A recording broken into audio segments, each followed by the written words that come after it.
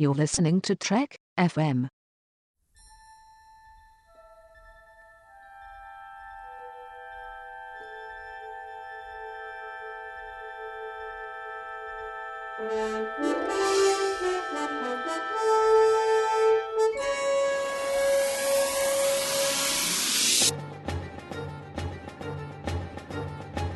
Hello and welcome to From There to Here, Trek FM's 50th anniversary rewatch of Star Trek, the franchise, where we look at all 729 episodes from beginning to end. I'm Mike from Stage 9. And I'm Daniel from Earl Grey.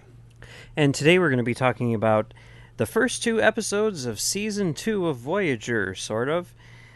The 37s and Initiations. So let's get started with the 37s. This is the one where the Voyager is just strolling through the Delta Quadrant and they come across an old Ford truck from I'm going to say around 1937. Maybe not exactly, I can't remember. And they're like, that's weird. And then they find a signal which is coming from Amelia Earhart's airplane, and they find Amelia Earhart and a bunch of other people from 1937 cryogenically frozen, and they thaw them out, and hijinks ensue. So what did you think about this episode, Daniel? Oh, boy. Well, here's the thing, right? Space is big, right? Really big. You just won't believe how vastly... Okay, I'm teasing, but here's the thing. This is the thing that writers love to do. They like to somehow tie things together. And that's what they do. They're writers. And it's fine. It's great. I'm watching a TV show about things 300 years in the future. A spaceship millions and millions of miles away. I'm already suspending my disbelief enough. When they find a 1937 Ford floating in space, it almost snaps it. It's very, very close to snapping my suspension. So I kind of hate when they do this stuff.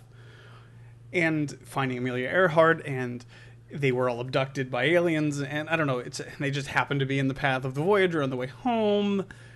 It's tough for me. But, that being said, I kind of like the episode. I don't hate it. I like the idea behind it, and I think the actors portray the characters really well. And what really wins this for me is Blue Alert, is landing the ship on the planet, because it's something we've never seen before, really, in Star Trek before this. So, yeah, I'm split on it, but I didn't hate it. I didn't hate it at all.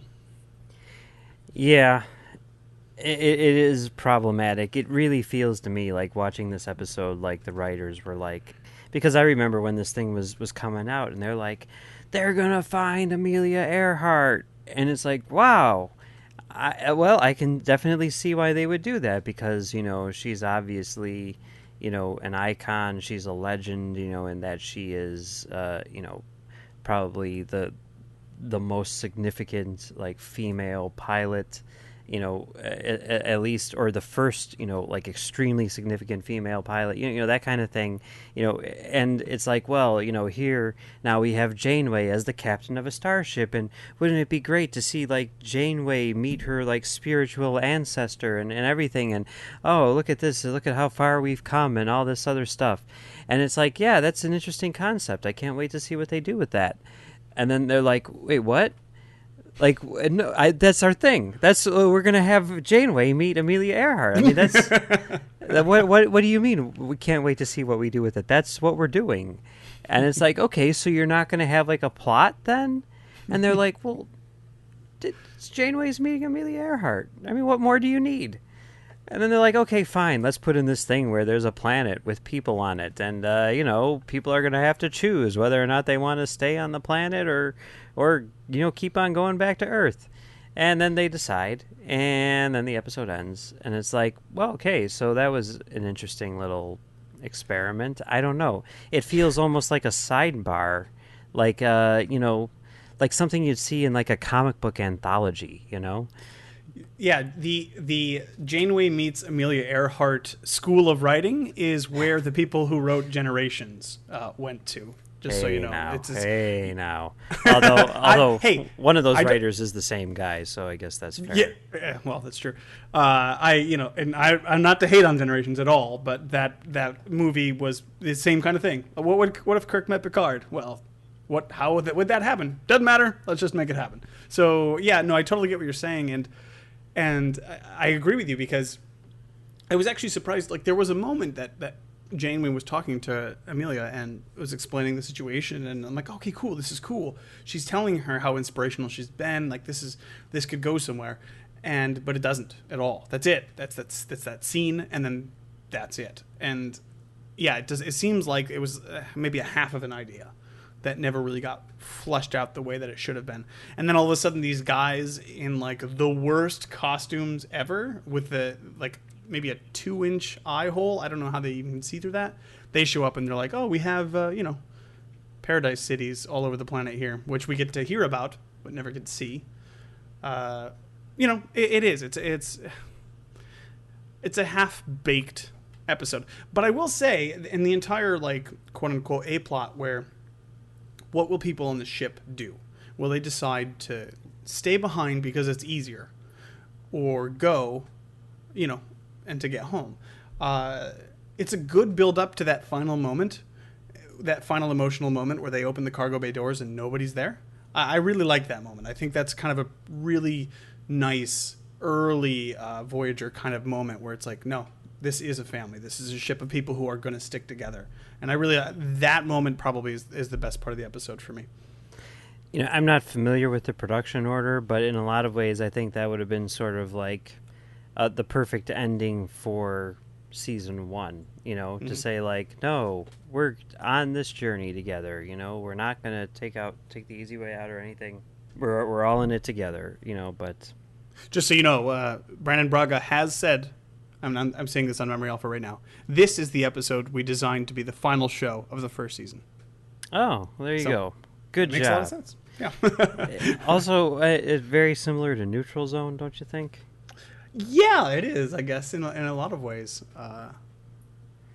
Man, this episode. But you know what? This episode is not the worst. And maybe we'll find out what the worst is in a little bit. No, yeah, this episode is not the worst. No, not by any stretch of the imagination. So, yeah. Should we move on to our next episode? Yes, if we should. Initiations. This is the one where Chakotay is on a shuttle to honor his dead dad or something like that.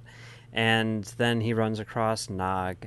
And Nog is, going through some sort of initiation in which he's going to become a man by, like, killing he's a Kazon. And he's going to kill his arch rival, Chakotay, to show that he's a man or something. And Chakotay's like, why don't you not do that? And then it goes from there. So what do you think about initiations? Not only does it go from there, but maybe perhaps there is some ensuing of hijinks, would you say, Mike? Maybe? That might be stretching things a bit, but maybe, maybe a few. And you say Nog, but I have to say not Nog. Not Nog. Yeah. Oh, this episode. Not fantastic. Not a lot of positive things to say. Here's the thing. This is early Chakotay. And I wish I could say they were more successful with later Chakotay, but this is early Chakotay, where it's just generic Native American stereotype after generic Native American stereotype, and it's just like Akuche Moya. This is where this whole thing came from. And so they put him with not Nog, who also has ties to these kinds of things, and nah, man, you're not doing it right. Like this isn't helping. And it doesn't further what Chakotay is. It doesn't help us understand Chakotay any better. It doesn't even like Nog is getting bullied, I guess, and that's awful. So we should feel bad. But I don't know. I don't know. I don't have a lot of things to say about this episode, honestly. Yeah, it doesn't work. Chakotay is easily one of the worst characters in the history of Star Trek. And any time that there was a Chakotay-centered episode, I just completely checked out. And that's through no fault of Robert Beltran. It's through every fault of the writers. I mean, we were just at Vegas, and I don't know if you saw the Voyager panel with Robert Beltran where he was talking about the constant fight between him and the studio to try to not make his character super duper stereotypical Native American guy. It was a losing battle, but what can you do? And I don't particularly like this episode because it's boring and doesn't really have much of interest to say. So yeah, not a good episode. On that point, just so that we're not only being negative on Chakotay, one thing we didn't cover 2 days ago in our Learning Curve episode was Chakotay got to punch a guy. That was cool. That was fun. Oh, yeah. Yeah, just throwing in some positive Chakotay love out there before, I just don't want to get accused of all the Chakotay hate, because this episode is just tough to get through. It's Yeah, it's tough. He's a stand-up guy here. He's willing to die for not Nog, He doesn't have to, which is cool, but yeah, I don't know. This episode does not work for me at all. But they did shoot it at the Vasquez Rocks, which is great. Anytime they go to the Vasquez Rocks, it's amazing. So because that's where Kirk fought the Gorn. Yeah, that's some Star Trek heritage right there, right? I mean, you know. Yeah. I went there one time. It is extremely hot. Did you happen to come across any Gorn while you were there? No, I didn't. We were gonna climb up onto the the really big rock thing, but they're like, "Oh, there's been a rattlesnake hanging around up there, so just watch out for that." And we're like, "Okay, we're not gonna do that." But thanks, but Mike, if you ever came across a rattlesnake, I think you would be able to construct some sort of gunpowder, and you would be totally okay with that. I'm just saying. Perhaps.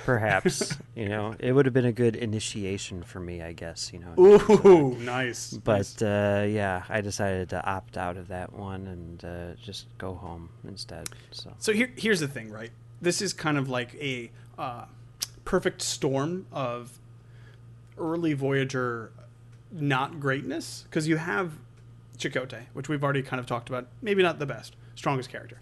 Then you have the Kazon.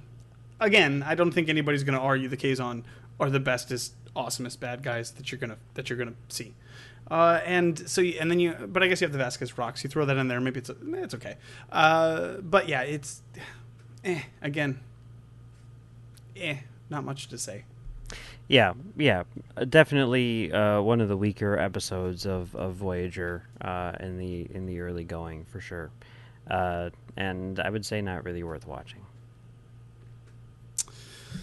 Yeah, it's unfortunate, but it is the way it is, I suppose. It is what it is, but at least we have 728 episodes to watch, and maybe perhaps the next Voyager episode that we will encounter won't be so bad.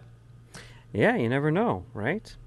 So, I guess that pretty much wraps this up today. But tomorrow, a couple of episodes which might be a little bit better. No spoilers here, but you never know. You just have to tune in and find out. We're going to be talking about 2 more episodes of Voyager tomorrow. Projections and Elogium. So, Daniel, where can people find you on the internet? They can find me every week here on Trek FM on Earl Grey with my co-hosts Darren and Philip, and they can find me on Twitter at OneUpDan. That's the number 1, not the word. And you can find me right here on Trek FM doing Stage 9 with John Mills, and you can find me on Twitter at Mumbles3K. All right, well, we'll be back tomorrow to talk about those 2 Voyager episodes, Projections and Elogium.